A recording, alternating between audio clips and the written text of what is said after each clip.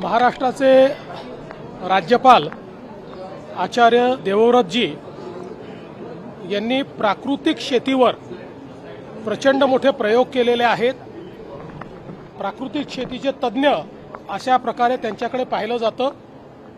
त्यामुळे आज महाराष्ट्रातल्या विधानमंडळातल्या सगळ्या सदस्यांसमोर आणि काही सन्मान्य खासदारांसमोर देखील प्राकृतिक शेतीवर त्यांचं एक व्याख्यान आम्ही आयोजित केलं होतं। आत्ताच्या वातावरणातल्या बदलाचा जो शेतीवर परिणाम होतोय किंवा आज एक प्रकारे जी काही उत्पादकता कमी होते, लोकांचं लागत मूल्य किंवा उत्पादन खर्च वाढतो आहे, या सगळ्या गोष्टींवर उपाय म्हणजे प्राकृतिक शेती आहे।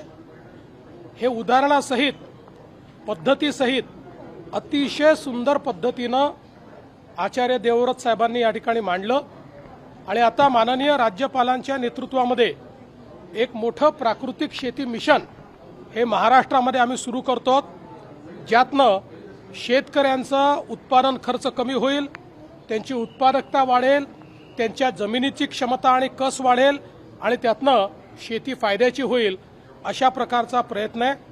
आजचं जे भाषण झालेलं आहे ते इतकं अप्रतिम झालं आहे की सर्व जे विधानसभेचे किंवा विधानमंडळाचे सदस्य होते त्या सगळ्यांना अतिशय हे भाषण आवडलेलं आहे आणि त्यांच्या माध्यमातून निश्चितपणे जे काही राज्यपाल महोदयांनी या ठिकाणी विचार व्यक्त केले आहेत ते शेतकऱ्यांपर्यंत पोहोचवण्याचा प्रयत्न आम्ही करू।